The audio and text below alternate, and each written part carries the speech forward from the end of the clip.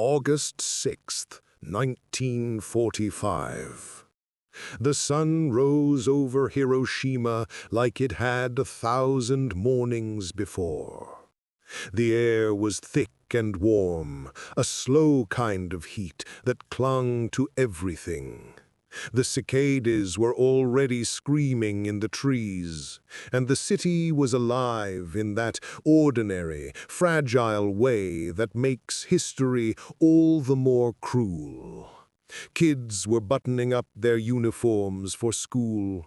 Mothers were cooking rice and miso for breakfast.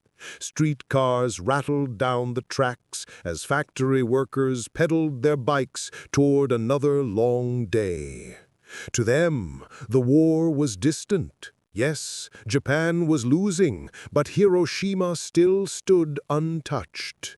It was one of the few cities that hadn't been burned to the ground by American bombers. That morning, people believed they were safe, but 31,000 feet above them, safety had already been erased. Cutting through the clouds was a gleaming B-29 bomber with the name Enola Gay stenciled under its cockpit window. It looked peaceful up there, shining in the sunlight, but inside it carried a weapon unlike anything ever seen before. 11 feet long, nearly 10,000 pounds, a weapon built not just to destroy a city, but to end a war. Colonel Paul Tibbets sat at the controls, just 30 years old, calm, precise, a pilot who followed orders down to the second. But even a man like Tibbets could feel the weight of that morning pressing down on him. For weeks, he'd been preparing for this mission under tight secrecy. Even his crew didn't fully know what they were carrying. They were told that it was special, that it would make history, that it could finally force Japan to surrender. But they didn't know that inside that metal shell called Little Boy was uranium-235, barely 64 kilograms of it, yet powerful enough to split the atom and unleash destruction on a level the human mind had never imagined. Hours before takeoff, the island of Tinian had been silent except for the hum of engines. Mechanics had worked through the night under spotlights, sweating in the tropical air as they bolted the bomb into place.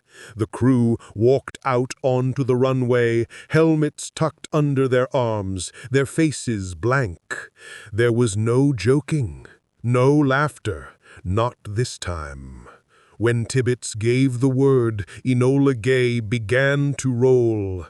The engine screamed, the plane trembled, and at 2:45 a.m. she lifted off into the Pacific sky, just another shadow in the dark, carrying a weapon that would soon light up the world like no sunrise ever could.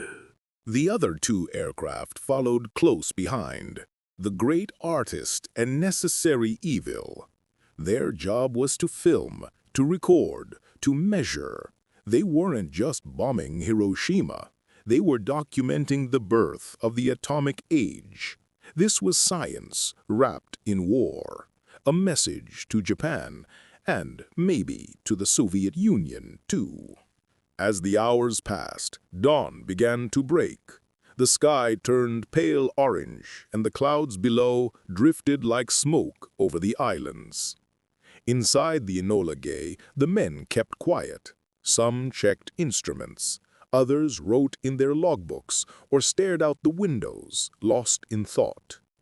Every few minutes, the silence was broken by a short burst of radio chatter or the hum of equipment. Nobody wanted to talk about what would happen when they reached the target. Tibbets looked out ahead toward Japan's southern coast. The orders were simple: drop the bomb if weather conditions were clear. If clouds covered Hiroshima, move to Kokura or Nagasaki. But as they approached Hiroshima, the skies opened wide and perfect, not a cloud in sight. Down below, the city was calm, buildings stretching along the river, tiny dots moving through the streets. Farabee, the bombardier, adjusted his Norden bomb sight. "Target in sight," he said softly. His voice barely carried, but every man in that plane felt the words. The Iowa Bridge, an easy target, shaped like a T, standing right at the heart of Hiroshima. Tibbets nodded. The plane leveled off at 31,000 feet. The temperature gauges flickered. Sweat rolled down faces. No one spoke. In the seconds before the drop, time seemed to slow. The crew had trained for this, rehearsed it, memorized every step. But this wasn't a drill anymore. This was real. Then, at exactly 8:15 a.m., the command was given. The bomb bay doors opened with a deep metallic groan. Little Boy fell into open air, spinning slowly, steady as a bullet. For 43 seconds, it dropped through the clear sky. Down below, no one even looked up. People were working, talking, living. Children were walking to school. Cyclists were crossing the bridge that had just been marked for death. 43 seconds. That's all it took for humanity to cross a line it could never step back from. When Tibbets pulled the plane into a hard turn, he didn't look down right away. He didn't have to. The bomb had already disappeared into history. 8:15 a.m. Hiroshima time. The bomb had been falling for just over 40 seconds. In the final second before impact, it detonated roughly 1,900 feet above the ground, the perfect altitude for maximum destruction. What happened next didn't just destroy a city, it redefined power itself. In an instant, the core of Little Boy underwent nuclear fission. Uranium atoms split apart, releasing neutrons that collided with others, multiplying the reaction at unimaginable speed. It took less than a microsecond for 80% of the bomb's material to vaporize, converting solid matter into pure energy. The temperature at the center reached over 7,000 degrees Fahrenheit, hotter than the surface of the sun. A blinding flash of white light swept across Hiroshima. For 1/3 of a second, the world turned brighter than anyone had ever seen. People who looked up saw nothing but light, and then never saw again. The flash burned shadows into concrete. Humans standing in the open left nothing behind but outlines, frozen in time, carved into the streets and walls like ghosts. Within seconds, the city center was gone. Everything within a mile of the blast was vaporized. Wooden homes, tiled roofs, schools, trams, gone in a roar of wind and flame. The shock wave tore through the city at more than 1,000 miles per hour, shattering glass miles away. Those who survived the first flash were thrown through walls, crushed under rubble, or set on fire by the heat that followed. In the first moments, the air itself turned lethal. Skin blistered and peeled from bodies within seconds. People miles away felt their clothes ignite. The heat burned patterns of fabric into their skin. Shirts, dresses, even sandals left permanent imprints before turning to ash. The sound came next. Not a single explosion, but a deep rolling thunder that echoed through the valleys. a noise that witnesses said didn't sound earthly.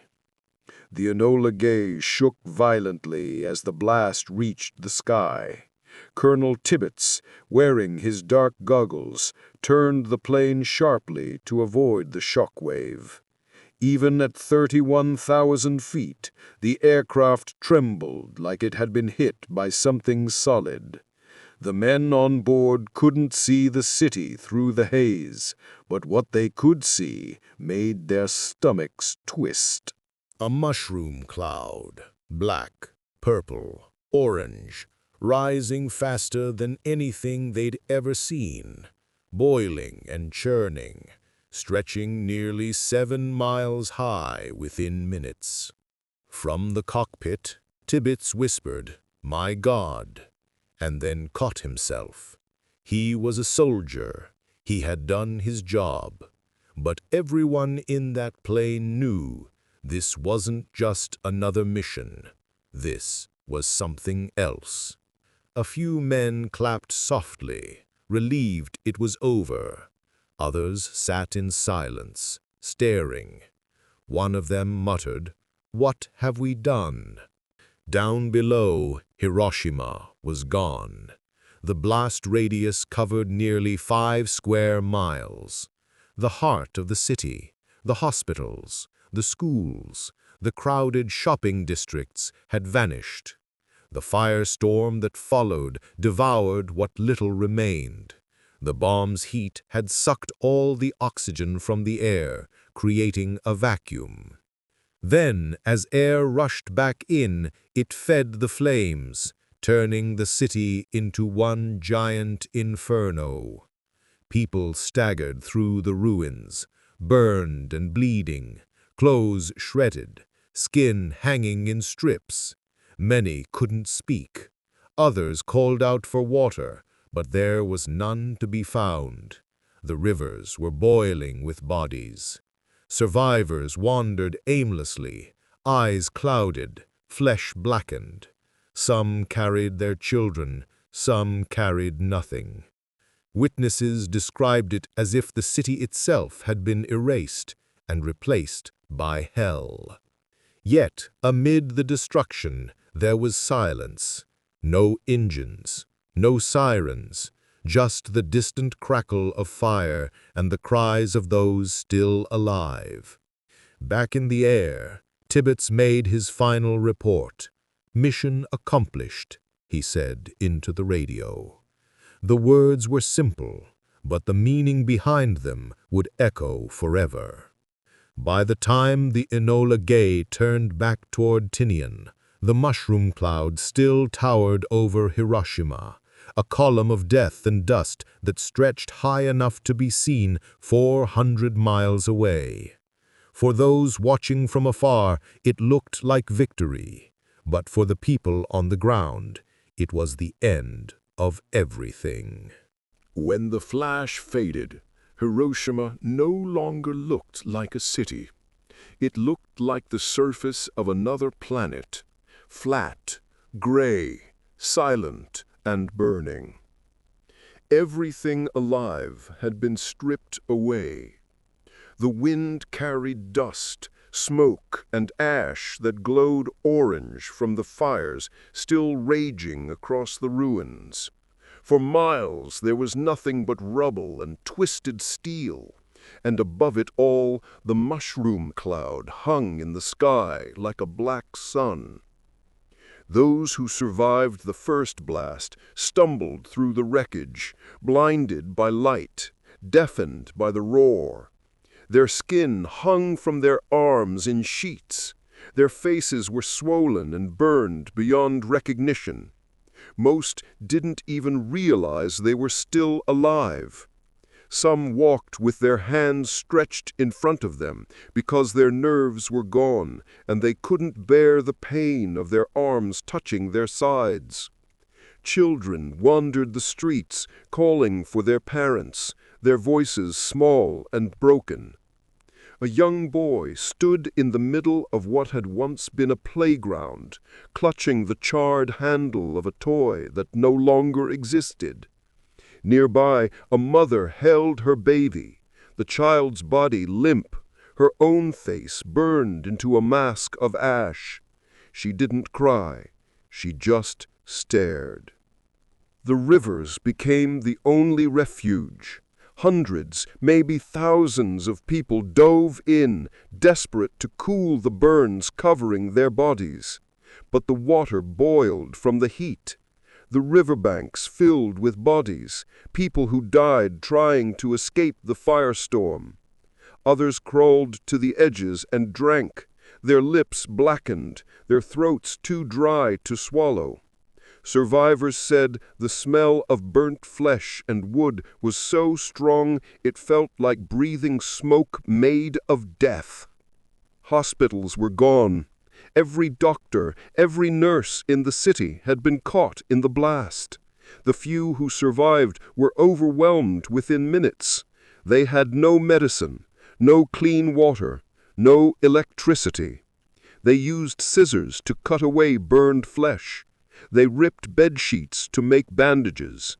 And still, people kept coming, thousands of them, crying, crawling, whispering for help that would never come. The ones who were far from the center began to realize something was wrong beyond the burns. Within hours, people started vomiting. Their hair fell out in clumps. Purple spots appeared on their skin. Nobody understood it yet, but it was radiation sickness, an invisible killer that would haunt them for weeks before death finally came. The Japanese military sent rescue teams the next day, but even they were stunned into silence when they entered the ruins. The heat was still unbearable. Buildings had melted into puddles of glass and twisted metal. Train tracks were curled like ribbon. The smell was everywhere.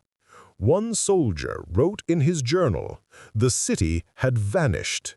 Only the shadow of people remained." And that wasn't a metaphor. Across Hiroshima, on stone steps, walls, and bridge railings, the blast had burned human shadows into the surfaces. The flash of light had been so intense that when it hit someone standing nearby, their body blocked the radiation, leaving behind a perfect silhouette.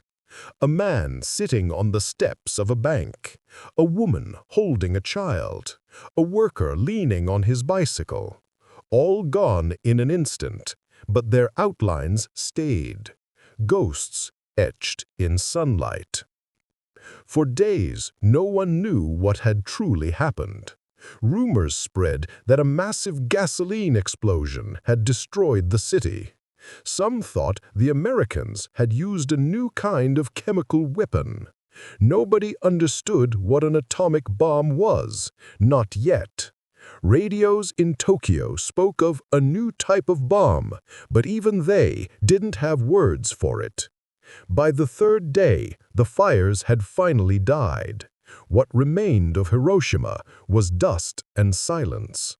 Corpses lay in rows along the streets, waiting to be cremated. The survivors, what few were left, built makeshift shelters out of the debris. They searched for family, for food, for meaning. Many didn't find any.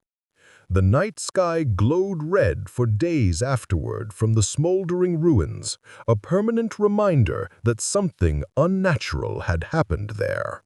And in the middle of it all, the cameras arrived. U.S. military and Japanese film crews walked through the wreckage, wearing gas masks, unsure if it was safe. They filmed everything: the burned bodies, the collapsed buildings, the silent, wandering survivors. That footage would later be locked away for decades. Too graphic, too haunting, too real for the world to see. The uncensored truth of Hiroshima wasn't fit for the evening news. But those who were there never forgot. They had seen what no one should ever see: a city erased, and humanity staring into the reflection of its own creation. In the weeks that followed Hiroshima, the world stood still. News of the bombing spread fast, but the truth didn't. American headlines called it the greatest scientific achievement in history. Photographs showed the mushroom cloud, but not the people underneath it. Newspapers printed maps, not bodies. The destruction was reduced to numbers. Square miles flattened, tons of TNT equivalent, estimated casualties. But what those numbers couldn't show was the horror of the living, the smell, the silence, the way the human body could simply melt away under the weight of its own shadow. In Washington, officials celebrated. The mission had worked. Japan was on its knees. The Manhattan Project, the secret program that had cost $2 billion and 3 years of round-the-clock research, had delivered its promise. President Truman addressed the nation, his voice proud and firm. He told the American people that a single bomb had destroyed an entire city, that it was a weapon of immense power, and that if Japan did not surrender, more would follow. He didn't mention the burned children, the melted faces, or the rivers full of bodies. War wasn't a place for details, just results. 3 days later, Nagasaki was hit. Another city, another cloud, another silence. By August 15th, Emperor Hirohito's voice echoed across Japan for the first time in history, announcing surrender. The war was over.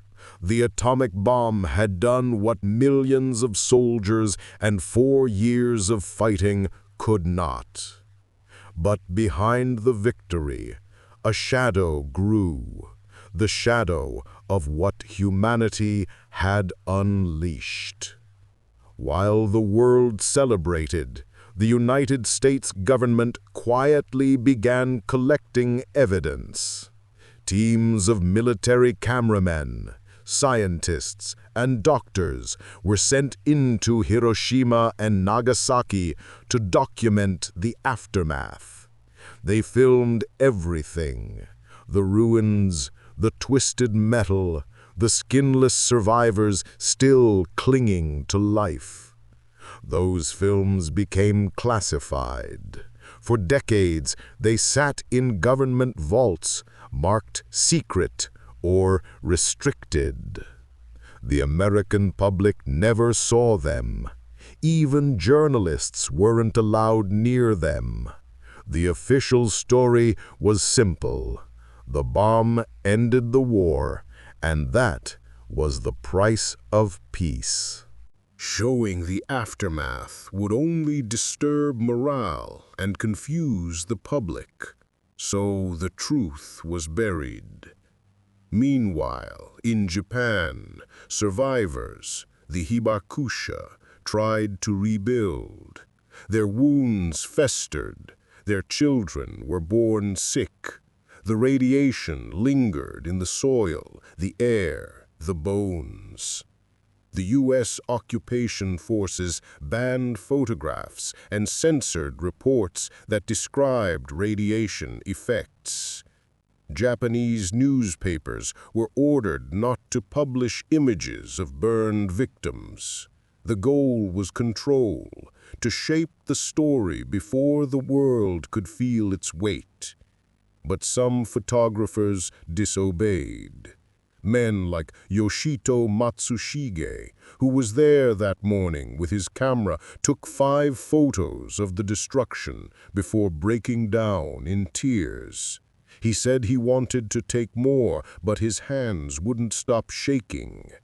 Decades later, his pictures would surface, haunting black and white images of people walking through ash, faces blank, clues showing the aftermath would only disturb morale and confuse the public. So the truth was buried.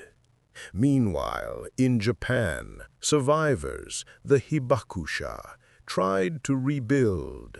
Their wounds festered, their children were born sick. The radiation lingered in the soil, the air, the bones. The U.S. occupation forces banned photographs and censored reports that described radiation effects. Japanese newspapers were ordered not to publish images of burned victims. The goal was control, to shape the story before the world could feel its weight. But some photographers disobeyed. Men like Yoshito Matsushige, who was there that morning with his camera, took 5 photos of the destruction before breaking down in tears. He said he wanted to take more, but his hands wouldn't stop shaking. Decades later, his pictures would surface, haunting black and white images of people working through ash, faces blank, clothes torn, skin hanging loose. Those photos, like the hidden American reels, showed the truth the world wasn't ready to face. By the time the footage was finally declassified, the Cold War had already begun. The atomic bomb had turned from a moral question into a political weapon. The U.S. and the Soviet Union raced to build more, bigger, deadlier. Hiroshima became a story, not a warning. A word used in textbooks, a headline in history books. But for those who had seen the footage, the uncensored film reels showing the burned children, the shadowed walls, the rivers of corpses, Hiroshima wasn't history. It was a scar. Scientists who had worked on the Manhattan Project began to speak out. Men like Robert Oppenheimer, the father of the atomic bomb, stood in front of cameras and said, "Now I am become death, the destroyer of worlds." It wasn't a line from a movie. It was the realization of a man who had seen his creation used for what it was always meant to do, destroy. He and others pushed for control, for treaties, for something to stop this from happening again. But the genie was out of the bottle. The world had seen power too great to ever put away. The hidden footage of Hiroshima wouldn't be shown publicly until the 1980s. When it finally was, even seasoned journalists cried watching it. There was no music, no narration, just silence and faces that still haunt anyone who sees them. The government called it historical documentation, but to the survivors it was something else. Proof. Proof that the world had seen what happened and could never again claim ignorance. What started as a mission called to end the war had ended something else instead. Innocence. Humanity had looked into the fire and realized it could destroy itself with the press of a button. And once that power existed, there was no going back.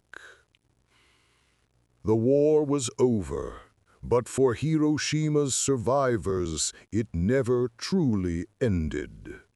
They were called hibakusha, the bombed people. And though the fighting stopped, their battle had just begun. The world moved forward, celebrating peace, but they lived in the ashes of what peace had cost. In the weeks after the bombing, the survivors searched through the ruins, not for treasure, not for food, but for faces. Mothers looking for children, brothers digging through rubble for sisters, families holding fragments of bones, convinced it was all that remained of someone they loved. The smell of death never faded. The flies, the heat, the silence, it all became part of their memory, something that would never leave them no matter how many years passed.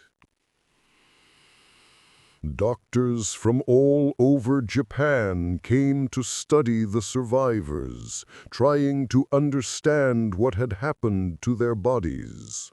The burns healed, but the sickness didn't. Some people seemed fine for weeks, only to collapse and die months later. Hair fell out, skin peeled, blood refused to clot.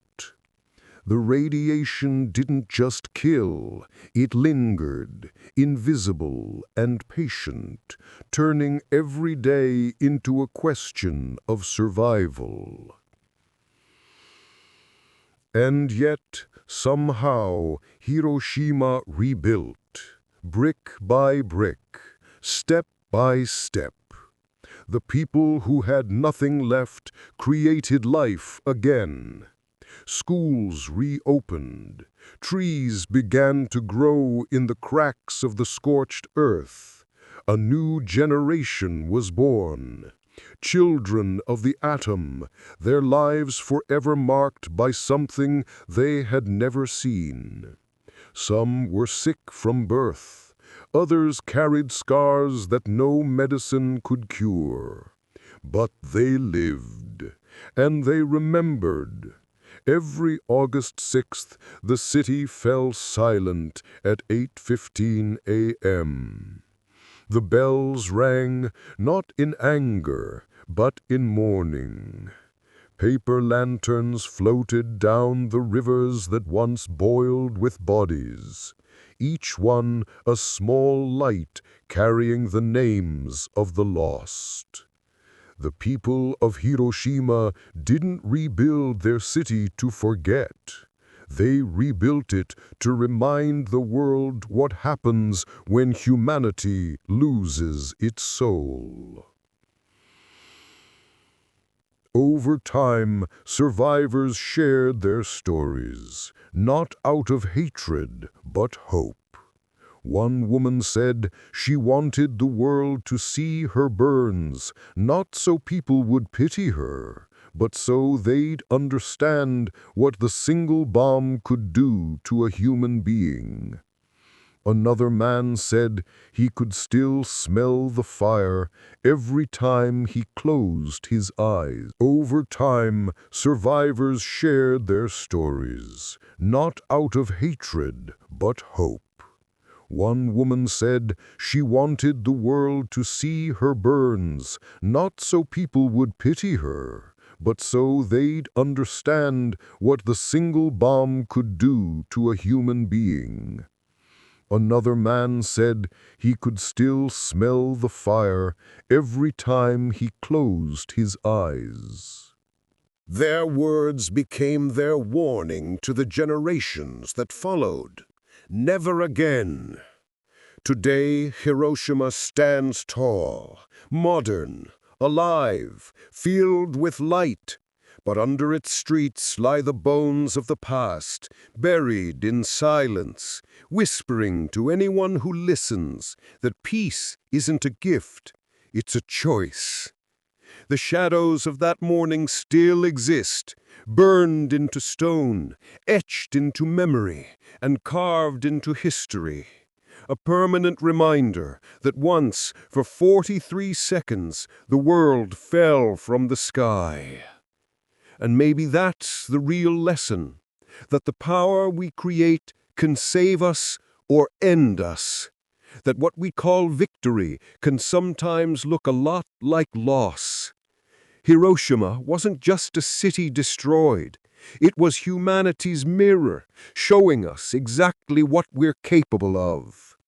So if you stayed with me through this story, through the fire, the silence, and the aftermath, I want to thank you. Stories like this aren't easy to tell, and they're even harder to hear. But remembering them matters, because forgetting is how it happens again. If you felt this story, if it made you think, or if it gave you even a glimpse into the real cost of war, please hit that like button, share this video with someone who needs to hear it, and subscribe to the channel. Every story we tell keeps history alive, and every voice that joins us makes it louder. Until next time, this is your storyteller signing off, reminding you to stay curious, stay kind, and never forget the lessons the past left behind.